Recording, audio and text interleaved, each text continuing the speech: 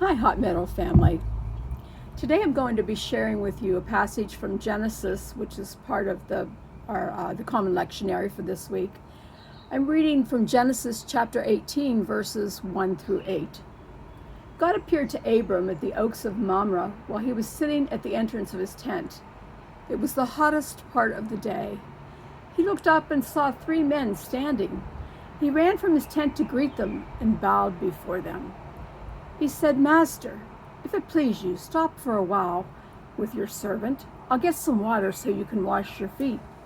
Rest under this tree. I'll get some food to refresh you on your way, since your travels have brought you across my path." They said, "Certainly, go ahead." Abraham hurried to the tent to Sarah and said, "Hurry, get 3 cups of our best flour, knead it, and make bread." Then Abraham ran to the cattle pen and picked out a nice plump calf and gave it to the servant, who lost no time in getting it ready. Then he got curds and milk, brought them with the calf that had been roasted, and set the meal before the men and stood there under the tree while they ate. Usually when we talk about this passage, we're usually talking about these men coming as messengers, one of them maybe being the Lord himself in the story, to Abraham to remind him of God's promise, to also later in the passage talk to him about Sodom and Gomorrah. But or some sermons talk about Sarah's lack of faith, that she was going to have a son. But today I'm going to talk about just this first part, about 3 visitors coming to Abraham. My approach to scriptures is, I'm a therapist, not a pastor or a theological person. I've read the Bible all my life, grew up in the church, went to a Christian college, so I understand theology, but my approach to scripture really is more relational or inspirational, and that's how I tend to look at it. So that's the lens I'll be looking at this passage through today. So when we look at this, I kind of wonder, what did Abraham think was going on? These 3 men coming to him in the heat of the day.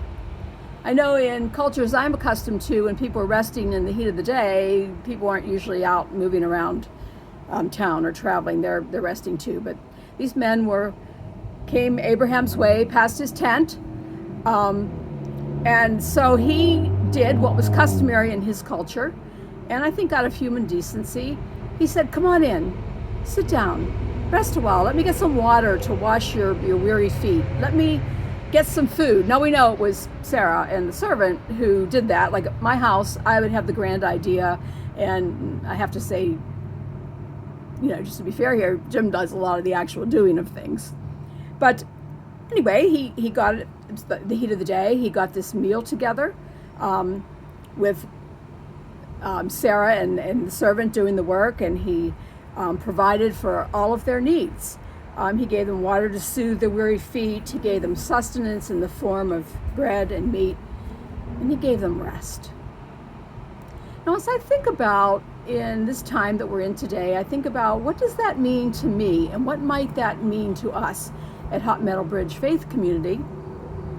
And I relate that also to the gospel. Pastor Aaron shared on that this morning, which was about the sending out of the 12.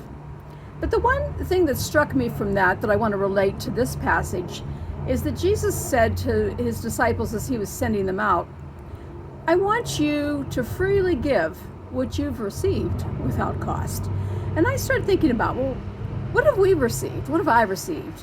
We usually focus first on knowledge. We've received knowledge. We know the Bible. We know about God. But more than that, we've received love from God. He's freely given us his compassion for our weakness and for our humanity and for our faults and our foibles. And he's also freely given us the truth that really hasn't sunk in quite yet in my heart, and maybe not in yours, that I am a fully accepted child of God.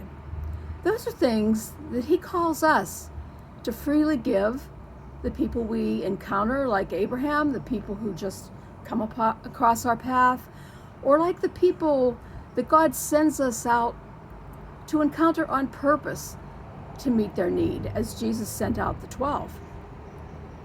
And I was thinking this week, Alicia T. Crosby, I guess it was on Twitter, not that I know much about Twitter, but she asked white allies to give their black friends, or to help them cultivate a space for their rest in real and tangible ways. And the white folks, as we commonly did, said, yes, we'll stand with you, we'll march, we'll do all the things.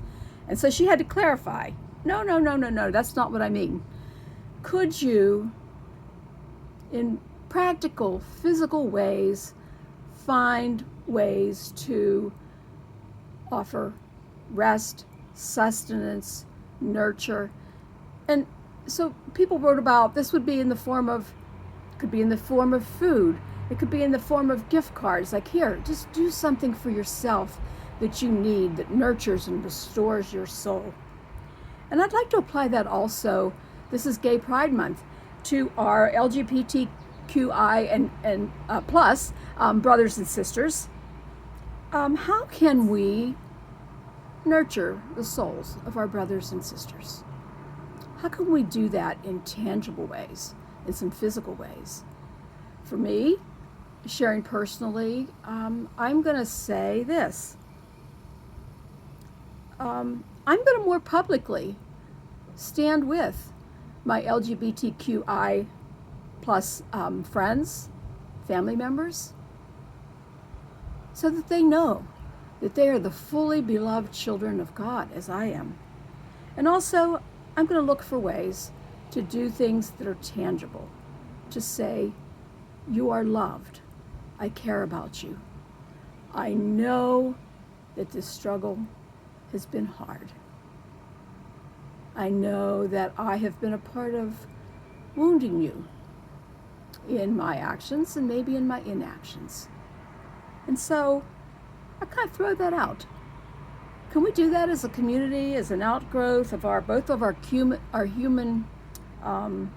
common humanity with other people, and also knowing, those of us who know deep in our bones that we're beloved children of God, or who kind of maybe even just have that as a notion in our heads that we're trying to get deep in our bones still, at some level we know it, can we find tangible ways to extend that love and to make that love felt?